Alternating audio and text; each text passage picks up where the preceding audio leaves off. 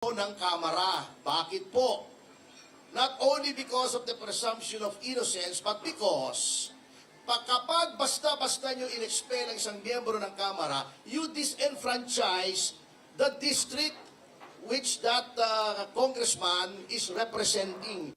Alam po ni Speaker Romualdez kung saan si Congressman Teves according to him, but we have a gentleman's agreement nung nag-usap kami last week na hindi po ako magsasalita tungkol doon. Ayon kay Espares, hindi raw alam ng komite kung nasaan si Teves at ayaw niyang hulaan ang posibleng tinutuluyan ng mambabatas. Bago magsimula ang sesyon kaninang alas 3 ng hapon, ay sumulat si Teves kay House Majority Leader Manix Dalipe para hilingin na makapag-privilege speech siya sa pamamagitan ng video conferencing. Pero nagtapos na ang sesyon sa plenaryo kaninang bandang alas 5:30 ng hapon pero hindi nakapagsalita si Teves. May hanggang ngayong linggo na lang ang Kamara para magdaos ng sesyon bago naman magtungo sa isa't kalahating buwan na bakasyon ang mga mababatas at sa May 8 na ulit ang balik ng sesyon ng Kamara pagkatapos nitong linggo. Pia? Pero kung nasa Amerika si Arnie Teves yan, how can he be here in 22 to 24 hours? Unless of course nandito na siya sa bansa because it's noteworthy, no? Sinabi na nga ni Ferdito Pasio na alam daw ni Speaker Romualdez kung nasaan si Arnie Teves. At the same time, let's say he is in the US and he cannot be here within 24 hours. So, bukas ba yung committee na pahabain yung palugit nila kay Teves? Pia, ayon kay Congressman Espares ay mananatili yung binigay nilang palugit na alas 4 ng hapon bukas kay Congressman Teves. Kung sakali naman daw na magkaroon ng development, kunwari ay nalaman nila na pabalik na si Congressman Teves dito sa bansa by tomorrow, ay maaari naman daw pag-usapan ng komite ang posibleng paghihintay sa mambabatas. Pero ang malinaw lang sa ngayon, Pia, ay kailangan ng umuwi ni Congressman Teves para harapin yung at magpaliwanag na rin sa komite kung bakit siya nanatili sa ibang bansa gayong paso na ang kanyang travel clearance noong March 9. Balik sa iyo, Pia. Si Arcangel nag-ulat live mula Batas ng Pambansa. May panibagong suspect na sumuko sa mga otoridad kaugnay sa pagpatay kay Negros Oriental Governor Roel Degamo higit 2 linggo nang nakakaraan. May kinanta rin ba ang suspect na ito na mastermind umanos sa krimen? Alamin sa ulat ni Senior Correspondent Anjo Alimario. Isang na-discharge sundalo ang sumuko sa Armed Forces of the Philippines kaugnay sa pagpatay kay Negros Oriental Governor Roel Degamo. Last Friday, one of the suspects who was one of those named by the suspects who earlier were arrested surrendered to our personnel in Negros, and we will be turning over this suspect to the NBI. Paglalarawan sa kanya ni Justice Secretary Jesus Crispin Rimulya, isa siya sa mga main players sa krimen na may direktang partisipasyon. Anya, very critical daw ang impormasyong manggagaling dito. Pero lahat daw ito dapat pang i-validate para malaman kung gaano katotoo lahat ng sinabi nito. Yung mga sinasabi niya, number one, corroborates previous statements made given to us. And number two, he knows the other people who were involved. Kaya alam natin ang yung extent ng network. Una nang tinuro ng mga suspect na hawak ng NBI na si Negros Oriental Representative Arnie Teves ang umani mastermind sa pagpatay kay Degamo. Nang tanungin kung nabanggit din ba ng bagong suspect si Teves bilang utak sa krimen. Naming as mastermind or participation or role in the crime.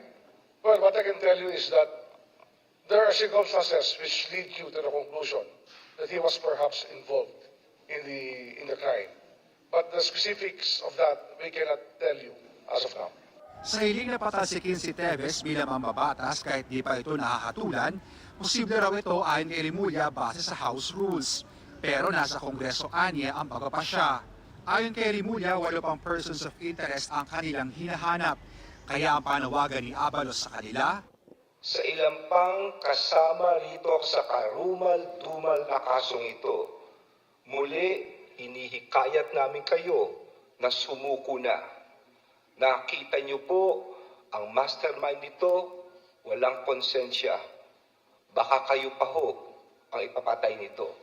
Payo naman ni Remulla kay Teves, umuwi na at harapin ang mga aligasyon laban sa kanya. Anjo Alimario, CNN Philippines.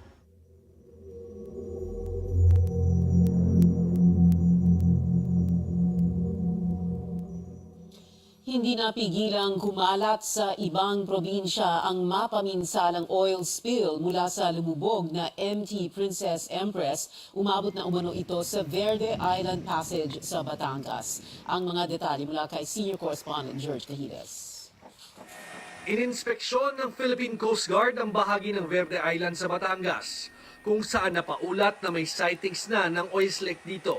Dahil kinikilala ang Verde Island Passage bilang sentro ng marine biodiversity sa mundo, agad na umaksyon ang mga otoridad sa pamamagitan ng mano-manong pagsalok sa nakikita nilang langis sa bahaging ito. Ayon sa PCG, posible rin daw na umabot ang langis sa mainland Batangas dahil sa pagbabago ng direksyon ng hangin at agos ng tubig. Kung meron na tayong coordination naman sa LGU ng mga bayan or coastal areas kung saan posibleng makarating yung oil spill. So, hindi bago yan. Kung magkaroon man ng sightings ngayon dyan sa Verde Island, so, ibig sabihin, expected naman na nakaready yung ating community and Coast Guard. Dumating na rin daw ang Remotely Operated Underwater Vehicle o ROV na inarkila ng shipping company halos 3 linggo matapos ang paglubog ng MT Princess Empress. Ide-deploy ito sa lugar na pinaglubugan ng tanker para silipin ang pinsala nito. Wala sa usapan yung barko na yan. At ang parang pinag-uusapan doon, initially, kung may butas, i-patch muna. Walang sariling ROV ang Philippine Coast Guard. Malaking tulong daw sana kung meron ng bansa nito para mas maagap ang naging aksyon at hindi na kumalat ang langis. Naisip na rin namin yan, dapat meron tayo. And of course, it will entail, alam mo na, budget, tsaka yung pakipag-usap sa Kongreso. At kung sakaling mabigyan tayo ito, mas magiging maganda. Dumating na rin ang US Coast Guard para tumulong sa operasyon para pigilin ang patuloy pang pagkalat ng langis. Nauna nang sumaklolo ang Japanese Coast Guard sa paglilinis ng coastal areas na naapektuhan ng oil spill. Humingi na rin daw ng tulong ang PCG sa South Korean Coast Guard para mapabilis ang paglilinis ng tumagas na langis. George Cahiles, CNN Philippines. Una nang sinabi ni Mayor Jennifer Cruz ng Bayan ng Pola na kinokonsidera nilang magsampa ng reklamo laban sa may-ari ng MT Princess Empress. Nag-inspeksyon muli ang Coast Guard sa Verde Island sa Batangas. Nakikita ninyo ngayon sa inyong mga screens ang inilabas na video ng aerial inspection. Ayon sa ahensya, wala nang nakitang oil spill sa dagat na malapit sa isla. Nangyari ang offshore inspection mula 1:00 hanggang 4:00 ng hapon kanina. Matapos ang Antique, Aklan at Palawan, ngayon naman sa Batangas. Pag-usapan natin ang pagkalat ng oil spill mula Oriental Mindoro at ang panganib na dala nito sa marine biodiversity sa Verde Island Passage, kasama ang director ng De La Salle University Shields Ocean Research Center na si Al Licuanan. Magandang gabi sa iyo, Al. Thank you very much for being with us tonight. Magandang gabi, Pia. So Al, can you explain to us what this means? So earlier in the day, sinabi na nga ng Coast Guard na kumalat daw, nandun na raw sa Verde Island Passage. But late this afternoon, ang sinasabi nila, medyo may konting cambio eh. Ang sinasabi nila sa shoreline, may nakitang oil spill, yung langis, pero dun sa offshore, wala na raw makita as proven daw by the aerial inspection. How are we supposed to understand this? Well, yung isang kailangan nating tandaan is medyo pabago-bago na yung hangin, lalo na ngayon na nagtatapos na yung amihan. So medyo mahirap i-predict kung saan yung direction ng hangin at yung sumusunod na currents ng tubig. Isa rin kailangan consider is mabilis talaga ang currents dito sa part na to ng Verde Island. So yung isang lumulutang na stick ay malayo ang maaabot. So it's possible, nakita nga doon sa may shoreline, and then doon sa tubig, nadala na ng current o kuryente elsewhere. Ganun ba? Yes, oo. So mabilis yan mag-travel, mag-dissipate, pero pwede ring mangyari na naiipon sa ibang parts. Kung meron kang parang equivalent ng whirlpool or isang eddy na tinatawag. So pwede ring makoncentrate yung lumulutang na oil in certain portions. We've had several groups trying to contain the oil spill doon sa may Nauhan or sa Oriental Mindoro. But apparently, of course, as already seen, kumalat siya, no? This is because of the current, like you said, no? And in other words, talagang kailangan i-expect natin ito. Na talagang kakalat yan no matter how many oil spill booms you lay, for example. Yes, and also dahil meron pang lumalabas na oil from the sunken tanker. So depende kung saan papunta yung currents nung time na na-release siya at considering na malayo nga yung maabot, madaming areas na kailangan matyagan yung sitwasyon. Okay. Pag-usapan natin, Aldi, yung Verde Island Passage mismo, no? How crucial, how critical is this? And how important is it na hindi siya maapektuhan masyado, kahit masyado lang, ng oil spill na ito, ng oil slick? Well, Verde Island Passage, as many sectors know, is very important dahil yung marine biodiversity niya, yung dami ng species na natatagpuan sa isang area, ay napaka-unique, hindi lang sa Pilipinas, but globally. So that's one reason the area is very important sa dami ng species. The other reason the area is very important is it has been identified as a refuge of sorts from climate change. Ang ibig sabihin niyan, dahil in general, hindi lang yung atmosphere ang umiinit, but also yung karagatan. Yung Verde Island, dahil sa patterns ng pagdaloy ng tubig dyan, kadalasan mas malamig yung tubig sa bahaging yan kaysa sa ibang parts ng Pilipinas. Which means na isang refuge area siya from ocean warming, yung mga corals na nagbe-bleach dahil mainit yung tubig. In general, sa Verde Island, mas mabilis sila mag-recover if they bleach at all.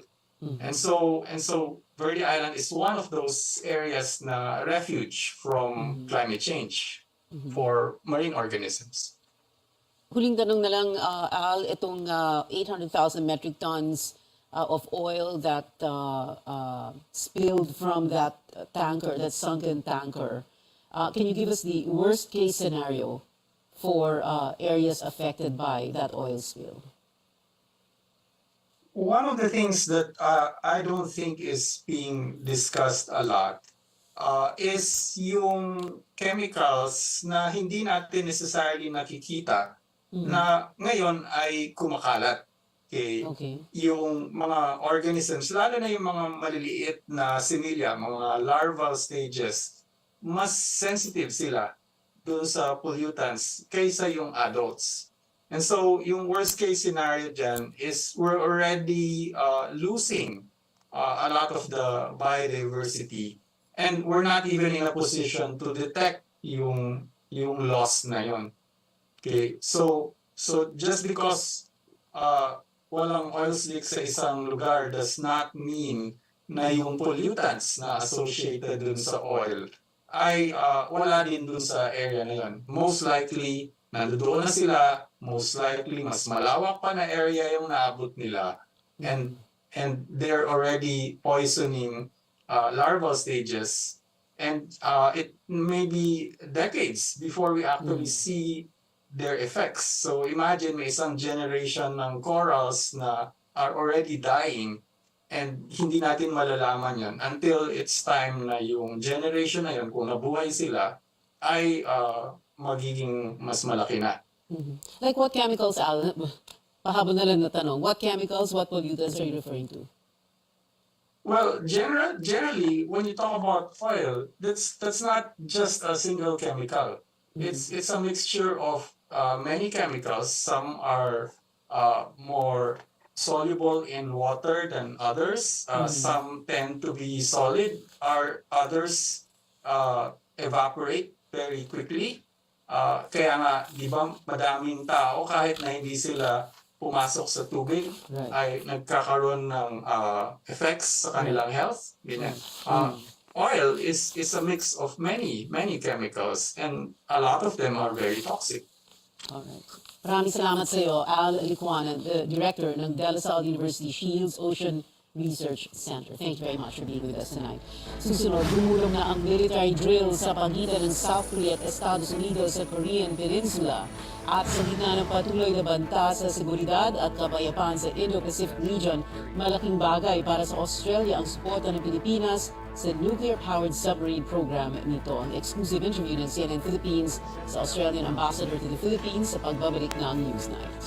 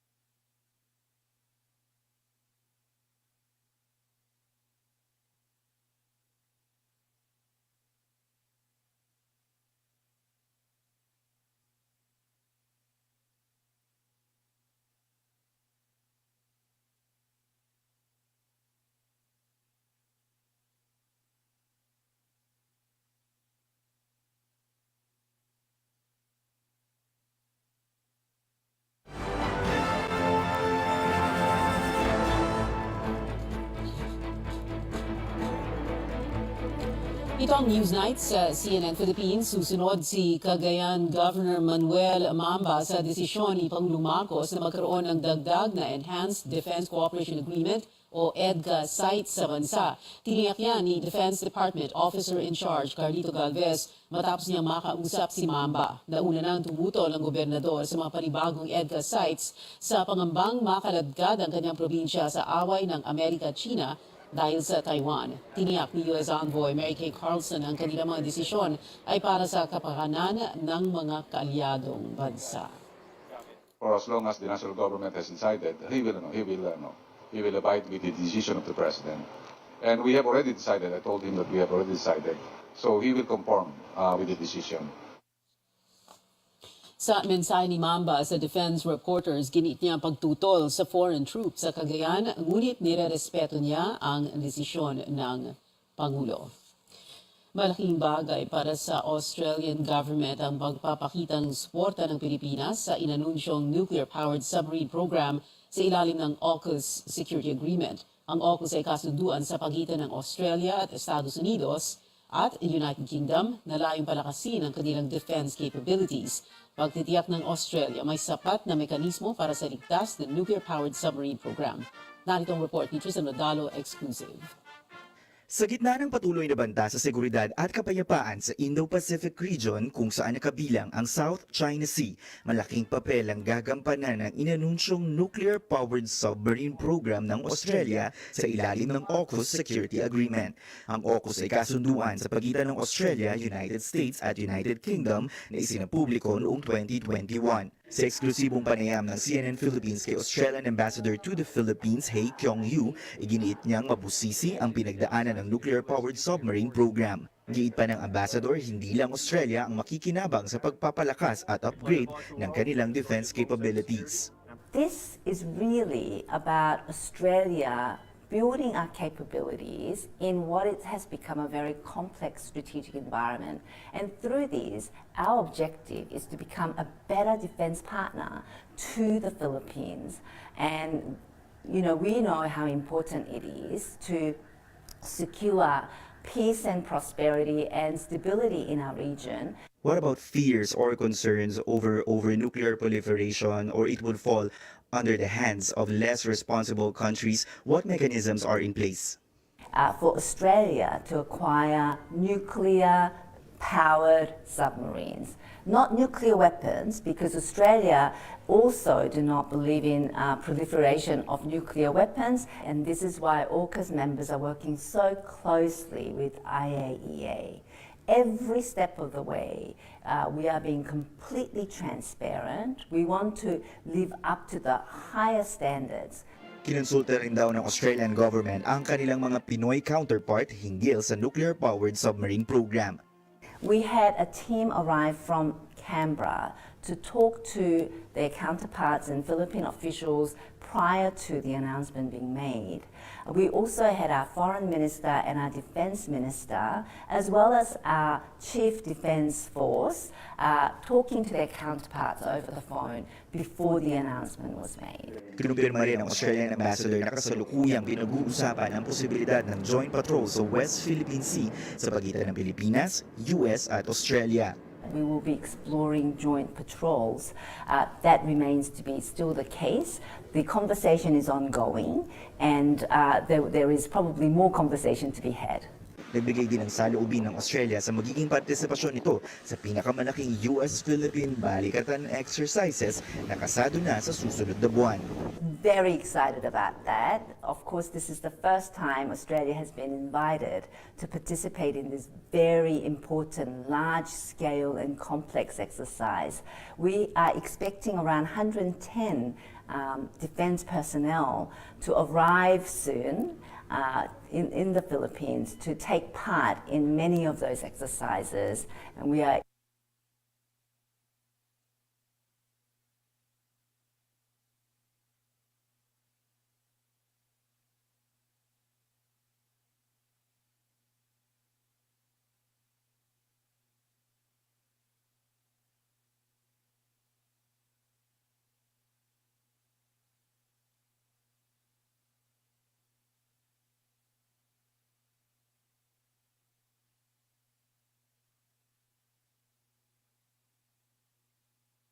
extremely pleased about this.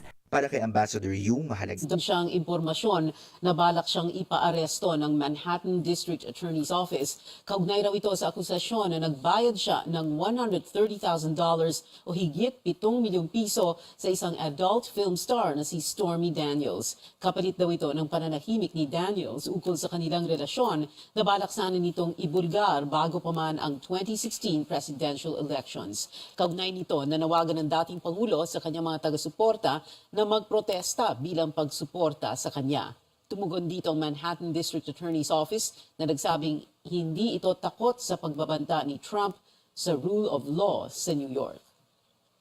Gumulong na ang military drill sa pagitan ng South Korea at Estados Unidos sa Korean Peninsula. Nagkaroon ng pagsasanay sa air defense kahapon. Ito ang pinakamalaking military drills ng Washington at Seoul sa loob ng 5 taon. Ayon sa Japanese Defense Ministry, kahapon ay nagpakawala din ng missiles ang North Korea galing umano ang short-range ballistic missiles sa bahagi ng Pyongyang. Nagsimula ang joint military drills ng South Korea at US noong March 13 at tatagal hanggang March 23.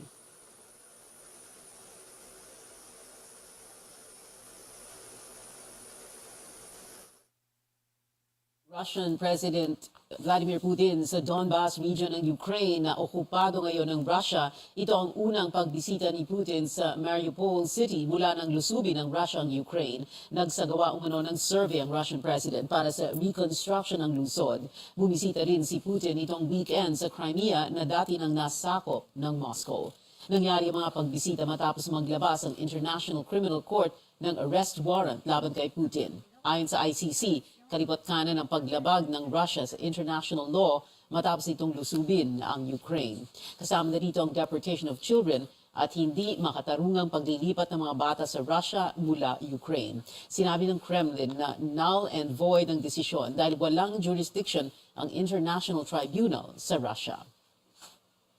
Anumang oras ay magkikita sina Russian President Vladimir Putin at Chinese President Xi Jinping sa Moscow. Nakatutok ang Estados Unidos sa pagpupulong dahil sa posibilidad na magbigay ng military aid ang Beijing sa Russia sa gitna ng pagpasok nito sa teritoryo ng Ukraine. Una nang sinabi ng China na gusto nitong maging peace broker sa digmaan. Susunod, kasado na ang isa sa semifinal matchups ng PBA Governors Cup. San Miguel Beermen at Barangay Ginebra magtatapat sa Best of 5 semifinal series. At may bawas presyo sa mga produktong petrolyo simula bukas. Alamin kung magkano sa pagbabalik ng Newsnight.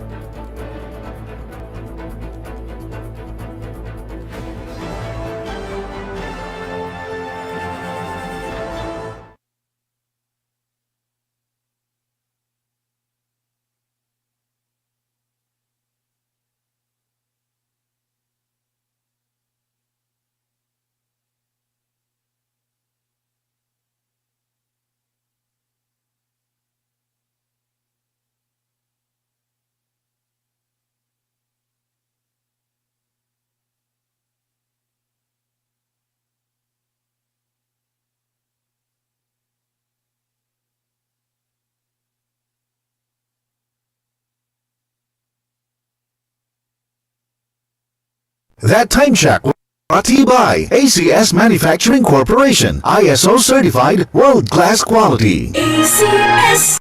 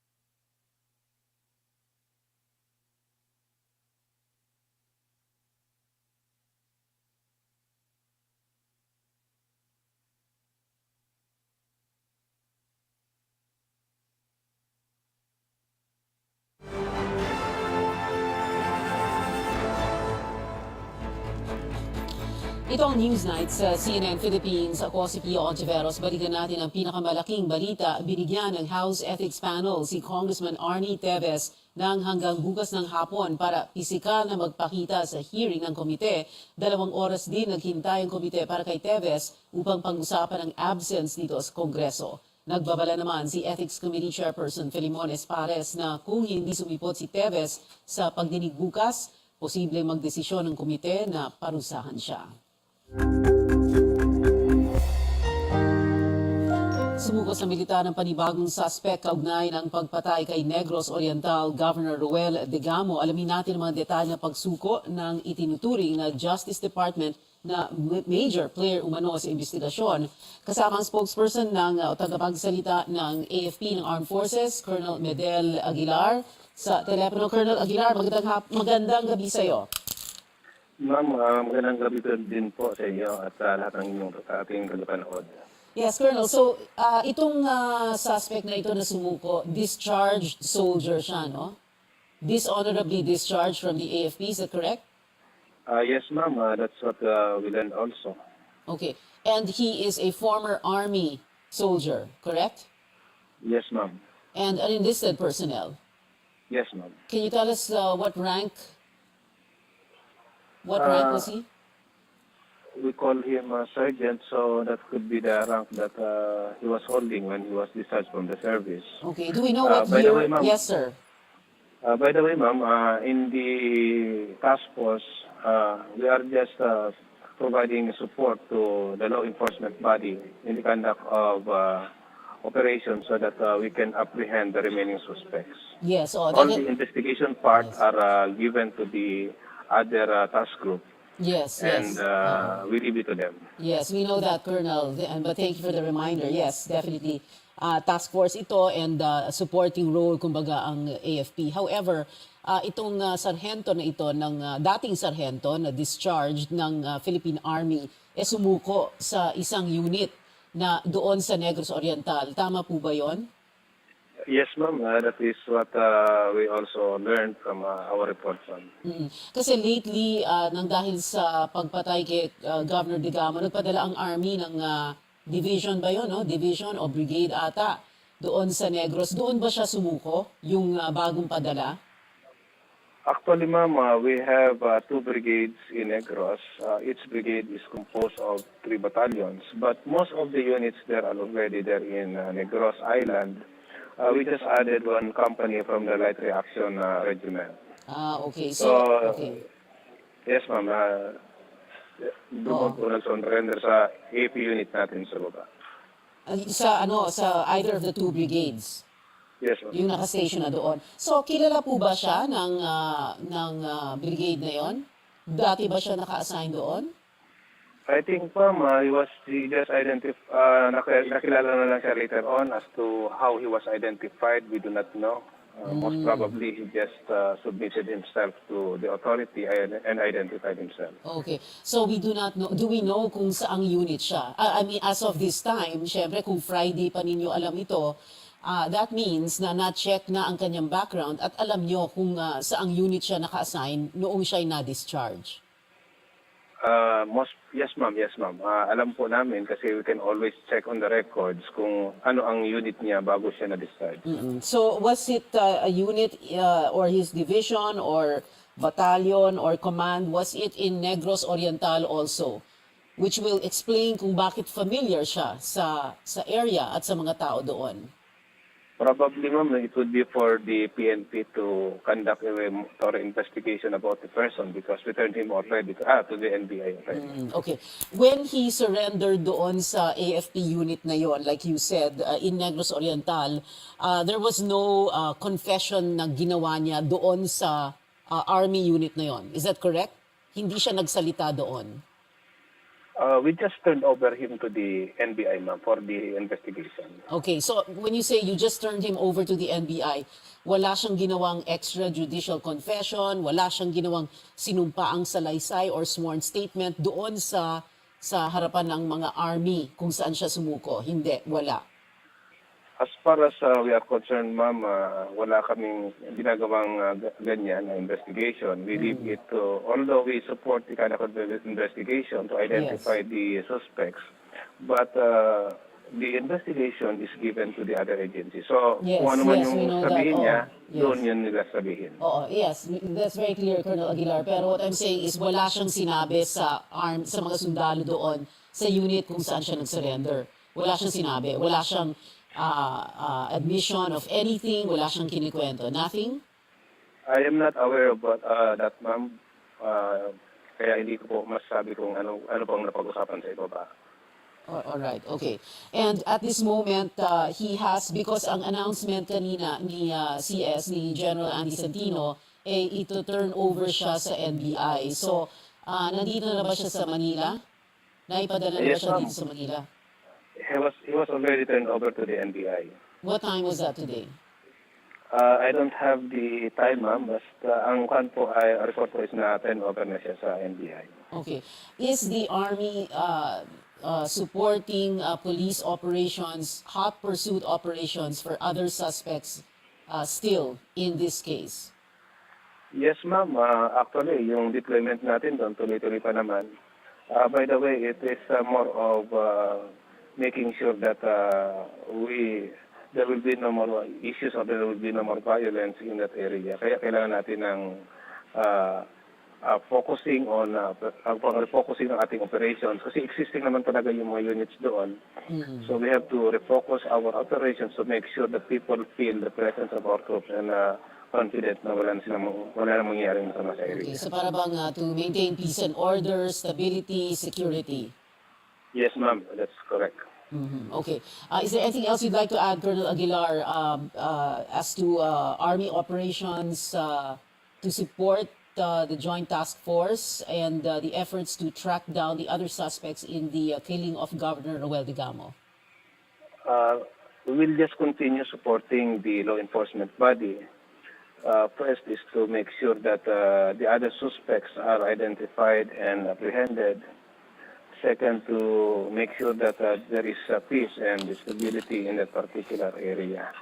So we are all doing this, of course, in partnership with the other law enforcement bodies, of course, and in support of the interagency task force.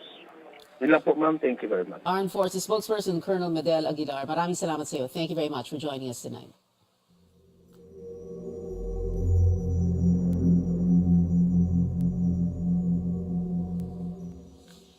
Nanindigan ang Marina na wala pang permit ang MT Princess Empress para makapaglayag ito.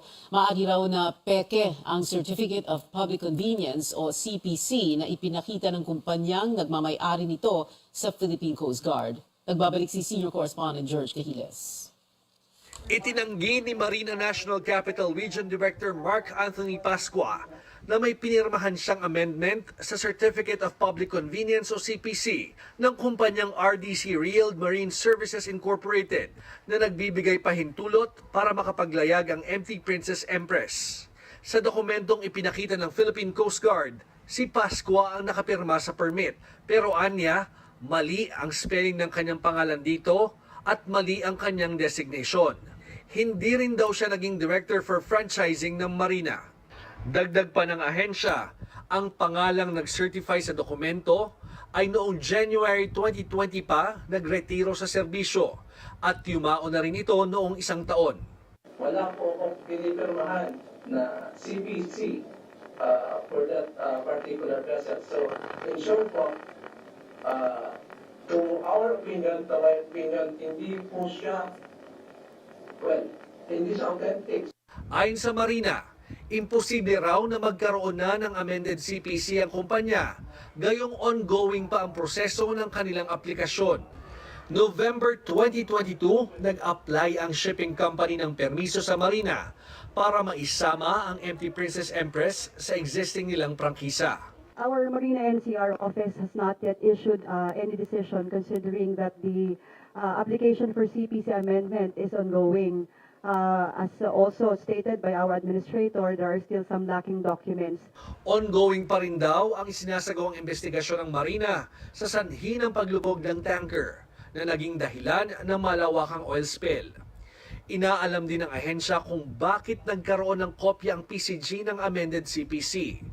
Pero kung mapapatunayan daw na nagkasala ang kumpanya sa pamimeke ng mga dokumento, bukod sa mga fine ay maaaring ma-revoke ang permit ng kumpanya para mag-operate. Sa ngayon ay suspendido muna ang operasyon ng 2 iba pang vessel ng RDC Real Marine Services habang gumugulong ang investigasyon. Samantala, nakahanda raw ang Coast Guard at Marina na humarap sa investigasyong gagawin ng anumang ahensya tungkol sa lumubog na barko. Hindi naman namin sinasabi na maghuhugas kamay kami. In fact, dun sa mga accusation na may release yung Coast Guard at dapat investigahan, hindi kami nagsashy away sa responsibility. We're open to, investigation. Marina will comply po with any notice of a clarificatory meeting to be conducted or to be called by the Department of Justice, and Marina will cooperate po with their investigation. Posible rin daw na ngayong linggo na mailabas ng Marina ang nasa 33 milyong pisong pondong hinihiling ng PCG para sa paglilinis ng oil spill sa mga apektadong lugar. George Cahiles, CNN Philippines. Hinarang ng liderato ng Senado ang imbitasyon ni Senator Robin Padilla na dumalo sa pagdinig tungkol sa charter change. Ang mga kongresista nagsusulong ng Constitutional Convention sa Kamara, ikinadismaya ito ng Chairman ng House Committee on Constitutional Amendments. Alamin ang mga detalye sa report ni Amor Santos. Malungkot ako din na tuloy kasi gusto ko talaga magkabakbakan eh. Nanghihinayang si Senador Robin Padilla na hindi natuloy ang pagdalo ng mga kongresista sa pagdinig ng Senado tungkol sa charter change.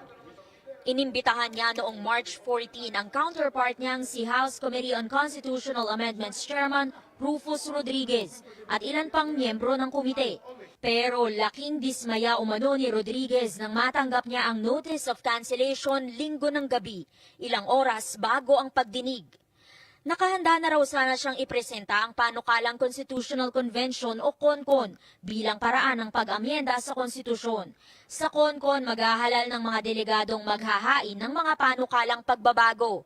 Iba ito sa isinusulong ni Padilla na isang Constituent Assembly o CONAS, kung saan mismong mga mambabatas ang susulat ng iaamyenda sa economic provisions ng saligang batas. Ani Padilla, utos ni Senate President Mig Zubiri na bawiin ang imbitasyon sa mga kongresista.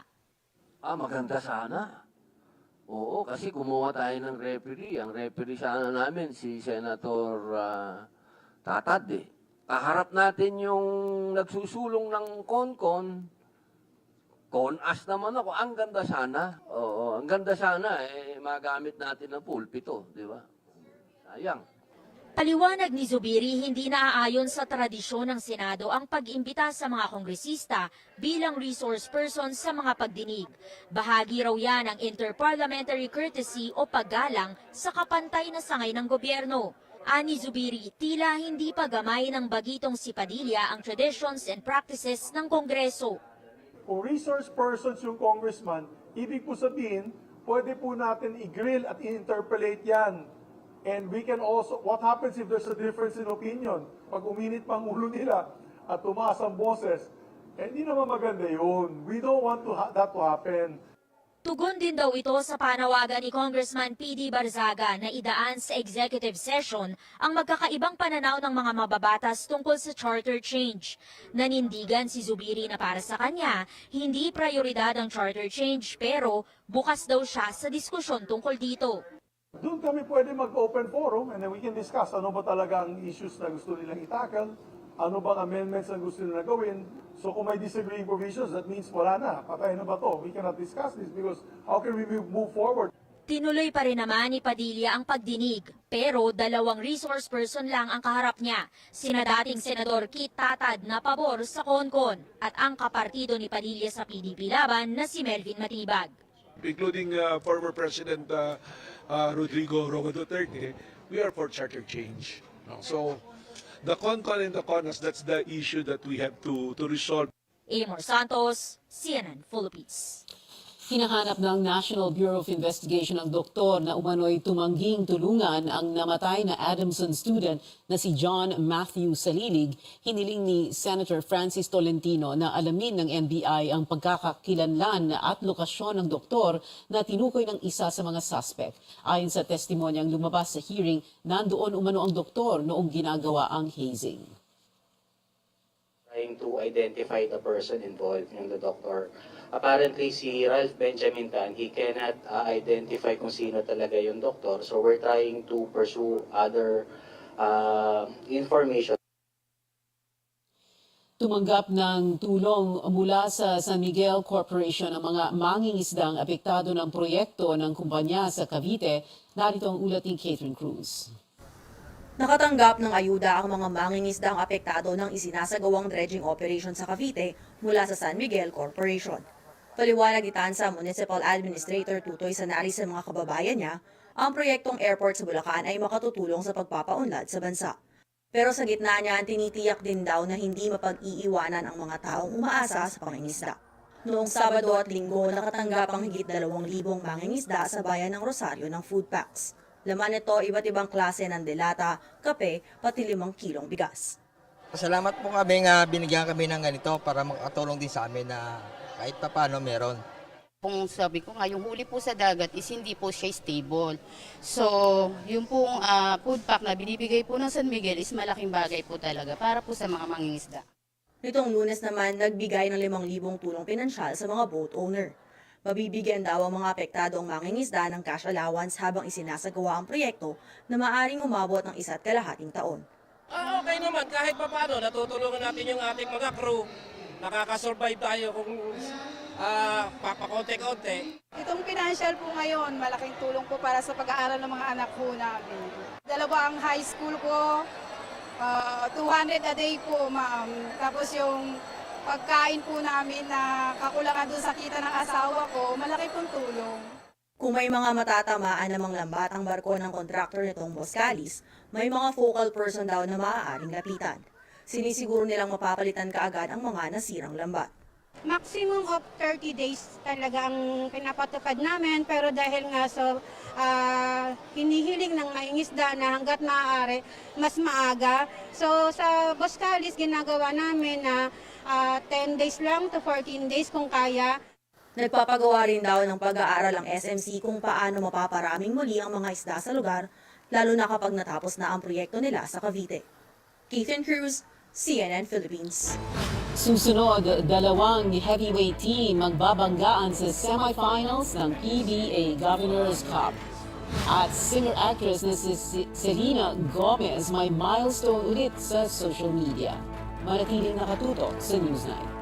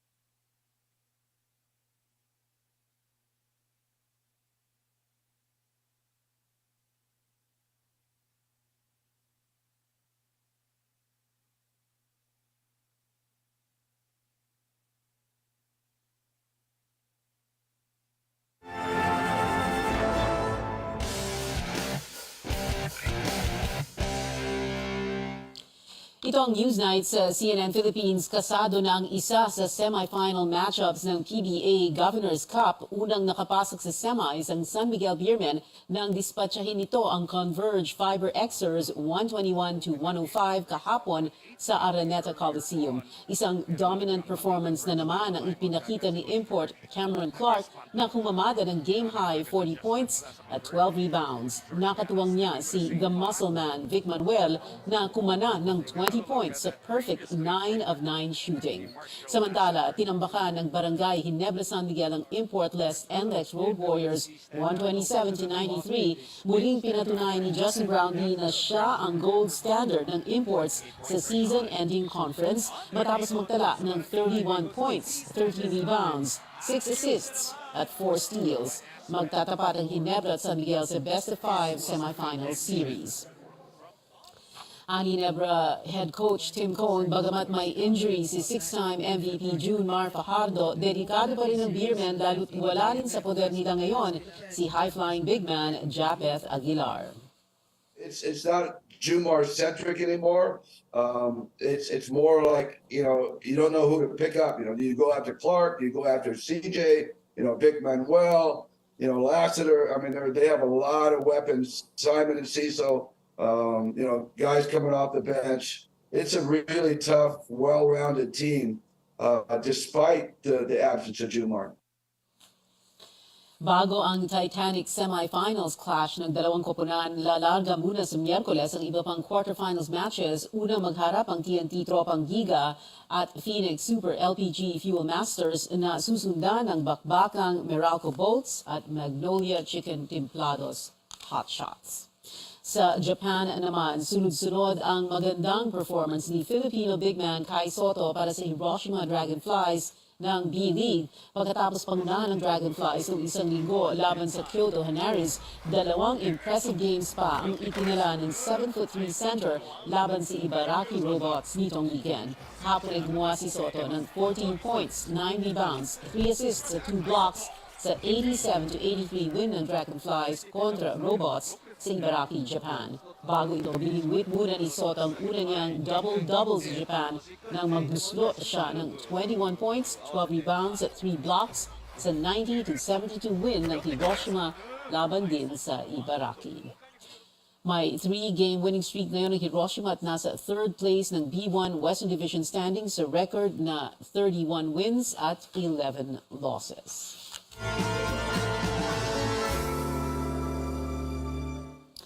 Hindi matatawaran ang suporta ng mga Pilipino pagdating sa kanilang iniidolo gaya ng ipinamalas ng Pinoy fans ng bandang Simple Plan sa kanilang Harder Than It Looks Tour concert dito sa bansa. Yan at iba pang showbiz updates hatid sa atin ni Sam Zadwani. Sam?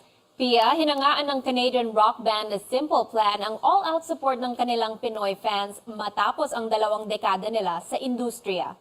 Ayon sa banda, isa ang mga Pinoy sa may pinakamainit na suporta sa tuwing may concert sila. Ibinahagi rin nila sa programang New Day kung ano ang pakiramdam ngayong bumabalik na ang concert scene matapos matigil dahil sa pandemya.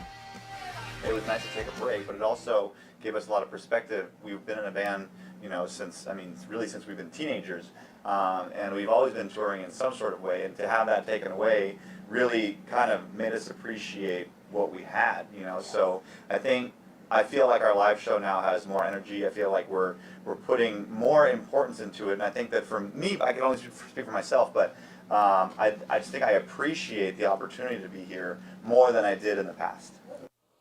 Nag-concert ang Simple Plan sa Maynila at Davao nung nakaraang linggo para sa kanilang Harder Than It Looks tour.